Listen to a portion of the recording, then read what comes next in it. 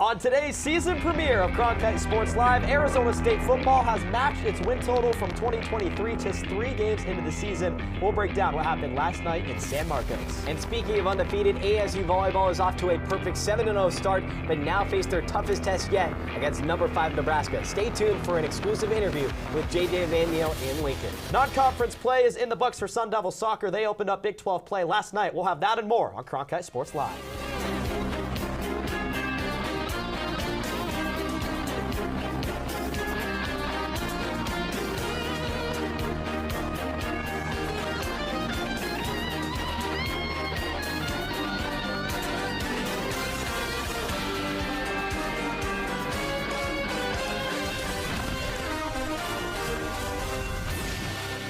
CSL is officially old enough to drink, but Blake and I, not quite yet. Hi, everybody, and welcome into a brand new season of Cronkite Sports 1. It's season 21. Ben Paris, Blake Neiman coming to you live from our downtown Phoenix studios at Arizona State University. And Blake, it just so happens that for our first show of the semester, we were graced with a Thursday night ASU football game. Yeah, Thursday night football in the state of Texas. It's Friday the 13th here in Studio 6. I mean, this week just can't get any better. ASU coming off its first win in program history over an SEC program. And let's hop into the highlights. That's Cam Scadaboo, the reigning AP Player of the Week, the Big 12 Offensive Player of the Week. And we'll pick things up halfway through the first quarter. It's Scadaboo from the 1-yard line into the end zone. That would open up the scoring, make it 7-0 ASU. Scadaboo giving it a little bit of waddle, his second touchdown of the season. Halfway through the second quarter now, Jordan McLeod looking for Jaden Williams. This a 6-yard touchdown pass to make it 14-7 Texas State. The first of 4 touchdowns through the air for McLeod in the game.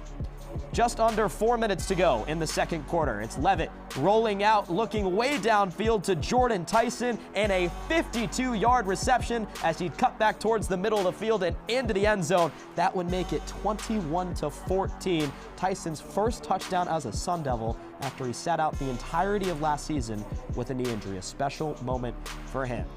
Time winding down in the first half, just 13 seconds to go, and it's Levitt going to use his feet, scrambling out of the pocket, and a race to the pylon as he dives in and ties the game at 21, heading to halftime. Let him know, Sam.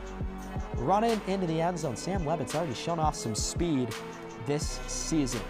3:30 to go in the third quarter now, and Levitt going to use his legs again, and this time he's going to flip the field. Would end up being a 40-yard scramble for the redshirt freshman and set up Cameron Scadaboo for a touchdown later in the drive that would tie the game.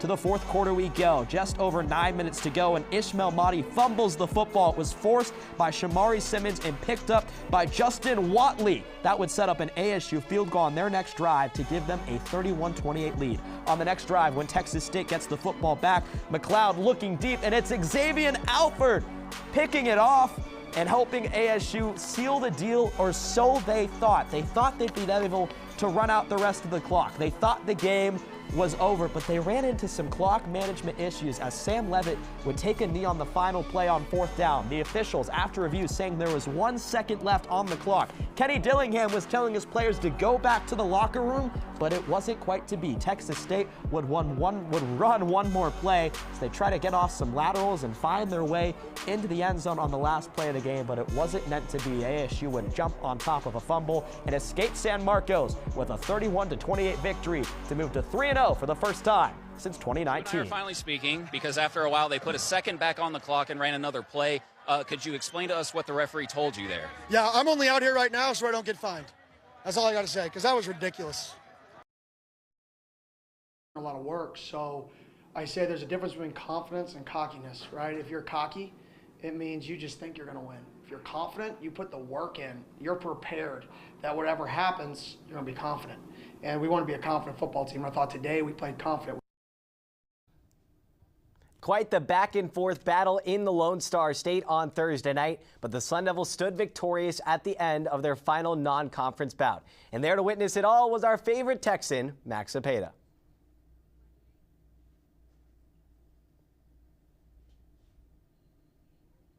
Yeah, thanks so much, Ben and Blake. And to say this game was a thriller is an understatement. These two teams knew that this was going to be a tight one. ASU came in as a 1.5 favorites, as you guys may have already mentioned. But more importantly, this was a game that ASU probably never felt they had full control of, as Jordan McLeod and this Texas State offense were on full display. But it was the key defensive plays late and ASU's offense staying on the field enough that got the Devils over the top in San Marcos Thursday night.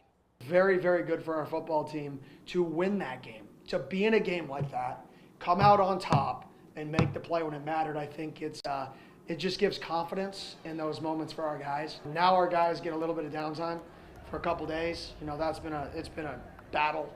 Last 5 + 7? It's been a battle of the last 12 days, right? And our guys are tired. Our guys are beat up, right? We got to go get rested for 2 days. Take care of our bodies, and we don't have a real practice again until Tuesday. So we got to do a really good job taking care of our bodies till a normal Tuesday here. Couldn't be proud of our guys. Now, if there was any part of Arizona State's game that was missing for much of the night here in San Marcos, it was their running game. The same running game that allowed Cam Scadaboo to have 262 yards on the ground against an SEC opponent just a week ago very much fell flat for nearly 3/4 of this game. So it'll be fairly interesting to see, with this weekend coming up and the time off, plus a full week of practice, if Cam Scadaboo and this running back room is ready for their first Big 12 opponent in just 9 days' time in Lubbock against Texas Tech. Reporting here from San Marcos here at UFCU Stadium, Max Cepeda, Cronkite Sports. Back to you in the studio. Thanks so much, Max. Hope you can bring us back some of that Texas barbecue in San Marcos. All right, so just 3 games in, and ASU has already matched its win total from last season, signifying significant growth in year 2 under Kenny Dillingham. So to help tell us more about this hot start, we welcome in WCSN football reporter Aiden O'Neill. And Aiden, ASU's defense struggled to force a single turnover until week 4 in 2023. But now over the first few weeks of the season in 2024, they lead the nation with 3 defensive touchdowns. So what has made this Sun Devil defense so successful? Yeah, Blake, it's incredible. ASU has averaged 2.3 turnovers per game. That puts them at the 16th best in the entire country as of Friday morning. Yesterday against Texas State, Shamari Simmons, a punch out, and Xavier Alfred, an interception, helped secure the W against Texas State. This has been a pattern all season long, Blake, as timely takeaways have defined the Sun Devils so far in 2024. Looking on the offensive side of the ball, Cameron Scadaboo has been the engine for ASU. Reigning AP National Player of the Week, just surpassed the 3,000 career rushing mark last night. What have been the keys to Scadaboo's improvement from last season to now? Yeah, Blake, Scadaboo made it a point in the offseason to get in better shape, entering camp down 14 pounds and leaner than ever before. But Kenny Dillingham challenged Scat to turn himself into a Sunday caliber player. Through the hard work and dedication to his craft, Scadaboo has made himself one of the best running backs in the entire country. Through 3 games, 446 total yards of offense and 3 touchdowns.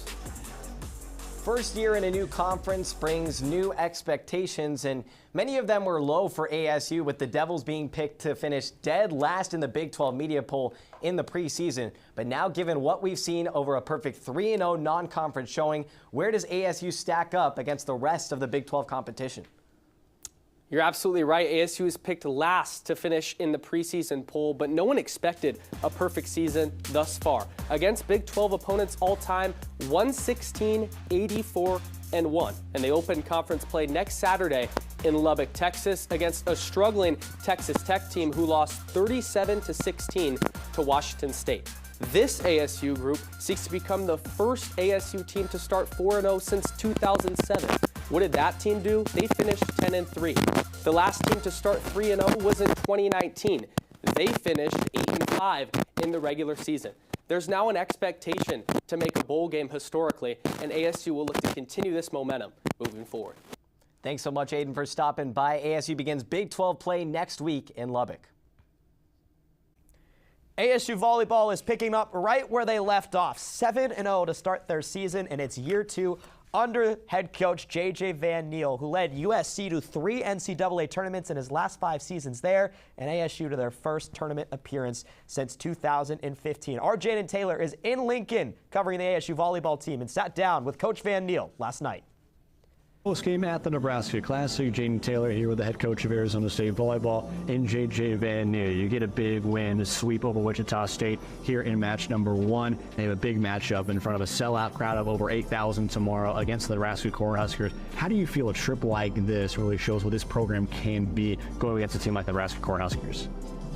I think it's always great to play against, the best teams in the country, and Nebraska year in, year out. It's always, top 4, it seems like. So I think when we were able to get this on the schedule, that was a really nice challenge to get early on, get a good measure of kind of where we're at, and get ready for hopefully if we can do, get a postseason round at the end, get us ready for NCAA tournament. So it's really early season, but anytime you get to play in front of a big crowd against a quality team like Nebraska, they're going to find all the holes you got, and I think it's really helpful. After arguably the best season in program history just a year ago, you had some different pieces to kind of fill in. You add in Argentina you add in Savannah Colheed as well as the middle blocker spot, and you add in Bailey Miller as well. Miller looked great today. You had 7 different options that had 5 or more kills here today. How do you feel the expansive set of this offense can match like against the Cornhuskers tomorrow? Yeah, I think it's really tough to win volleyball matches if you're one-dimensional unless you have, kind of the a Marta Levinska like last year, who obviously super physical, dominant player. But, I love what we have in that it's just a really nice balanced offense. We had a bunch of people with, 6 kills, 7 kills, and obviously Bailey had a great night tonight, 13, I believe. But I think it makes it harder to defend when they can't just key in on one person. So I really like the fact that we can score from all spots, and we can do all kinds of different things. It makes it a lot harder, I think, for teams to figure out what we're going to do. The big matchup is going to be across the middle. Claire, due to the best hitting percentage coming into this weekend in the country, Annie Jackson as regarded as maybe the best middle in the entire country this year. How do you feel those two are going to match up tomorrow night? Well, I think the first key is serve and pass. If we can serve them out of system, then they can't get Andy the ball as easily, and it's very similar. If we can be in system, we can get Claire the ball, and again, the nice thing is if we have multiple options, Claire doesn't have to carry a heavy load. So I think the key for us is just going to be passing. Obviously, Andy's unbelievable player, super physical. I mean, that whole team is unbelievably physical. So, it'll be a fun challenge for us. Looking at a weekend like this, how do you feel this sets the tone for kind of where you guys at going into conference play in 2 weeks? I don't really think of stuff that way. I just kind of look at it as one game at a time. Like, I barely watched Nebraska so far, if I'm being honest, because it was all about getting ready for Wichita State, and then now we'll spend, I know my staff's been on it, but I'll spend a bunch of time today and tomorrow before the game getting ready for Nebraska, and then we got Long Beach State, and then we got our own tournament. So I think the big thing is, every weekend is an opportunity to figure out, the best systems, where the areas are that you need to improve the most to get ready for conference. So from that standpoint, I think every time we get back from weekend, we do a deep dive with our staff and kind of figure out, okay, this is what our original plan is. This is where we need to make changes because this isn't working or this is working. So that's always kind of the goal to get ready. Sounds good. Thank you so much, Coach.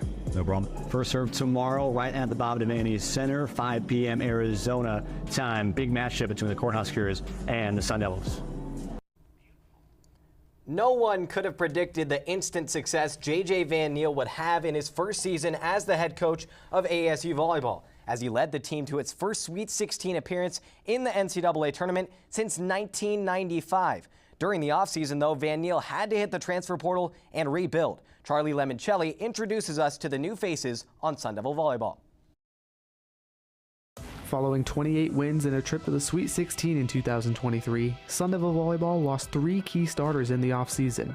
Outside hitter Marta Levinska, setter Shannon Shields, and middle blocker Manny McLaughlin departed the Valley as instrumental pieces to last season's success. All 3 led ASU in at least one statistical category: Levinska in both kills and service aces, Shields in assists, and McLaughlin in blocks. To mitigate the lost production, head coach J.J. Van Niel was proactive in finding impact transfers with the tools to bolster the team. Graduate setter Argentina Ung from Washington State was second in the Pac-12 in assists per set last year. The former outside hitter has the offensive ability to run a 5-1 rotation, and in her first 6 games with Arizona State, Ung already has double-digit kills, blocks, and digs. Her versatility has been key to the Sun Devils' success so far. To fill up the hole on the right side, West Virginia transfer Bailey Miller has been the mainstay. She enters the Valley with over 600 kills in 2 seasons with the Mountaineers, where she led the team as a freshman. So far, Miller has accumulated 43 kills to start her Sun Devil career, helping fill the void Marta Levinska left behind. Rounding out the transfer class for Van Neal is graduate middle blocker Savannah Colheed from Indiana. During her time with the Hoosiers, Colheed played stalwart defense to the tune of 359 career blocks, 10th most in Indiana history. Paired with Claire Jeter along the net, the duo creates a formidable Sun Devil defense. While Arizona State has lost production, the new tools and talent have helped the group to another undefeated start and will have to be at their best against number 5 Nebraska. For Cronkite Sports, I'm Charlie Limoncelli. Sun Devils soccer began Big 12 play yesterday in front of a packed house in Provo, squaring off against BYU. 16th minute, Cougars on the attack. Emma Hamberlin goes baseline and then sends one into the box for Tara Warner, but knocks it into the Cougar crowd. A few minutes later, Hamberlin again, this time a shot on goal, but Pauline Nels palms that one up, no problem. 23rd minute, here's Matten Summers driving in to the box and gives another try, but Nellis says no once more. 33rd minute, here's the Devils with a chance on the other end, go back post, but it won't go. Winding minutes of the first half, here's Lucy Kessler. She sails one over the net. Another try outside here coming up, and there's Sierra Pennock, but another great save by Nellis. Corner kick for the Cougars, and finally, Fresh Connect connects with the header, and BYU wouldn't look back after that, commanding the Sun Devils in the second half to hand ASU its first loss of the season. WCSN soccer reporter Jacob Brooks joins us now in studio. We're going to get to that BYU match in just a moment, but I want to talk about the non-conference slate first. For Sun Devil soccer to start the year, how'd it go for them? So the Sun Devils, Ben, they were stellar in non-conference play. An undefeated 5-0-2 record for the ASU squad, with its most impressive win coming on the road in Baton Rouge at LSU, coming out victorious 5-2. The Sun Devils were dominant on offense, controlling the possession of the game, outscoring their opponents 19-4 throughout non-conference, with the 2 stars of the squad being freshman forward Kiera Blundell, leading the team with 5 goals, and junior goalkeeper Pauline Nels adding another stellar season to her Sun Devil resume with 23 saves thus far. And Pauline Nels, the centerpiece of this team, a really important name, someone we usually talk about throughout the course of the season. They opened Big 12 play last night at BYU, a team that's also in their first year in the conference, a team that always seems to be competing for a national championship. They were in the national semifinal last year. Were ASU able to keep up with the Cougars, or was it a bit of a rough start to the Big 12 era? It was a little bit of a rough start, Ben. ASU wasn't quite able to keep up with the BYU attack. Everything that I touched on that ASU was doing well during the non-conference slate, they kind of flipped the script on that on the road against the Cougars. ASU wasn't able to control possession. They had a season-low 8 total shots, and that was putting Pauline Nels in tough spots. She had a season-high 8 saves, but that wasn't really a good thing because she was having to work too much, and eventually the Cougars were able to put one in the back of the net, come out victorious 1-0. Graham Winkworth has talked all year about how he wants his squad to be more aggressive and win their individual one-on-one battles, and they're going to have to do more of that than they did on the road against the Cougars Thursday night if they want to succeed in a tough Big 12. Sounds like a little bit of a tough welcome to the Big 12, if you will. Let's talk about the season outlook overall. They have a lot of games left. It's one of the toughest women's soccer conferences in the country every year. Everyone kind of knows that. As ASU, you think they're going to be able to keep up now towards the bottom of the standings? They have some climbing to do. Do you think they're going to be able to keep up, or they might struggle these first couple of years? ASU was able to keep up throughout the non-conference slate. They were 3rd in the standings, behind only Oklahoma State and Colorado. Both of those teams were ranked in the most recent top 25 NCAA coaches poll, so they had been keeping up. However, like you mentioned, near the bottom of the standings now with an 0-1 conference record after the BYU loss. A little bit of an uphill climb ahead for the Sun Devils. They aren't familiar with a lot of these opponents, Ben. Besides Arizona and Utah, ASU was 8-12-1 against their Big 12 conference foes all time. So a lot of new faces this year with that uphill climb, but this ASU squad has the talent to get to where they want to go. All right, Jacob, we will be keeping a close eye on the Sun Devils during their first year in the Big 12 Conference. Thank you for taking some time with us. Arizona State's successful first month of the season has been led by newcomers Kiera Blundell and Cameron Valadares. The Sun Devils' 1-2 punch has accounted for 9 of the team's 19 goals and nearly half of ASU's total points this season. Our Ella Gomez has more on the tandem's early impact in Tempe. After a first-round exit last season to Santa Clara, in which Arizona State women's soccer lost 3-0, ASU has some new offensive firepower for 2024. ASU head coach Graham Winkworth has added freshman Kiera Blundell and junior Cameron Valadares, who have already made a large impact so far for the Sun Devils in attack. Both have played in the first 8 games of the season but have been making their own headlines since before coming to Tempe. Prior to ASU, Blundell got her start in a semi-professional league in British Columbia, Canada, where she led her team in goals during the regular season with 3 multi-goal games. With ASU, she leads the team in goals with 5 so far this season. Against Wagner, Blundell completed the program's first hat-trick since Nicole Douglas in 2022. Cameron played for Arizona for 2 years with 9 points. Now she's made the switch across the Territorial Cup to ASU, where she started hot, scoring 4 goals with 3 assists so far. She even scored the game winner in the 89th minute against Utah Tech. Those two have joined star junior forward Anasia Colon, who led the team in goals last season with 9. The preseason All-Big 12 nominee is one of the conference's best, and along with the new additions, will look to keep ASU's offense firing throughout their first season in the Big 12. For Cronkite Sports, I'm Ella Gomez. After missing out on the NCAA championship to end last season, Arizona State men's golf got their fall started the right way by winning its first event of the season at the Sahali Players Championship in Washington. The team finished with a score of 7 under par, the only team to finish in red figures, and were led by seniors Preston Summerhays and Josele Ballester, who both finished tied for second as individuals at 3 under. Now, Summerhays starts the season as the #1 ranked player in the PGA Tour University ranking, which awards the top college player a PGA Tour membership at the conclusion of their senior year. Summerhays joined Golf Channel this week to discuss what's on the table in the coming months. I think senior year, like you said, it's easy to start thinking about pro career, and obviously that's always been the goal, is to play professional golf on the PGA Tour. So it's easy to start thinking about that. But for me, I think, just being present and being where my feet are, just focusing on every single day, trying to get better, doing that will lead to the results that I want. So, just try to focus on, what I'm doing today, and hopefully that will lead to good results tomorrow. Josele Ballester also has much to look forward to in the coming year, including teeing it up in the Masters tournament in the spring by virtue of winning the 124th United States Amateur Championship this summer. But Josele was not the only Sun Devil to have a big summer, as we take a look back at all of the Arizona State success across the globe while we were away for our summer break. Summer 2024 will be remembered for a long time by Arizona State fans, thanks to Leon Marchand's electric 4 gold medal performance at the Olympic Games in Paris.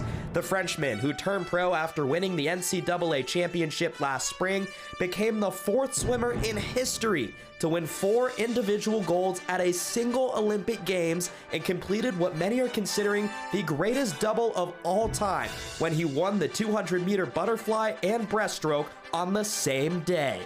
Also winning medals at the Paris Games, Canadian Ilya Karoun picking up 2 bronze in the pool, while water polo sisters Bente and Lieke Roja helped the Netherlands take home its first medal in the sport since 2012. From Paris to Peru, we catch up with ASU sophomore Jaden Davis, who added 2 medals to his already impressive resume while competing at the U20 World Athletics Championships. The NCAA champion and first-team All-American claimed silver in the 400-meter final, while also helping Team USA win gold in the 4x400-meter relay. Davis wasn't the only Sun Devil to medal in Peru, as freshman Kiara Webb earned a bronze medal representing Canada in the 4x100-meter relay.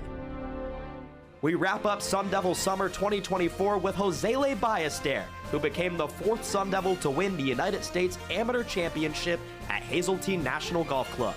The senior took down Iowa's Noah Kent in the 36-hole championship match and became the first golfer from Spain to lift the Havemeyer Trophy and win the most prestigious prize in all of amateur golf.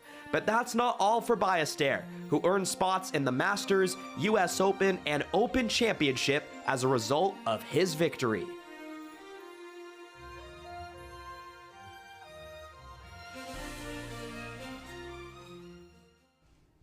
Just a little over a year ago, the college sports world got flipped upside down when 8 schools, including Arizona State, would join USC and UCLA in departing from the West Coast Premier Conference, the Pac-12.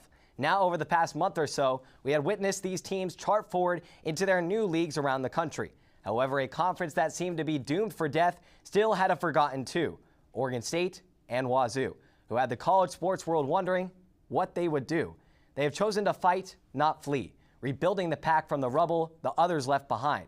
As Wednesday evening news broke that 4 schools, Boise State, Colorado State, Fresno State, and San Diego State, will be joining them in the fight in 2026 to try and keep the rich legacy of the Conference of Champions going. But what is legacy without tradition? That's what's been lost in college sports. Yeah, it will be entertaining to see Oregon, Ohio State in Eugene later this fall, but the fact that the Ducks are playing their in-state foe 47 miles south this weekend instead of the end of the season is utter insanity. No matter what the schools who departed the Pac do, and no matter how hard these new members of the Pac try, they can't replace the century of history.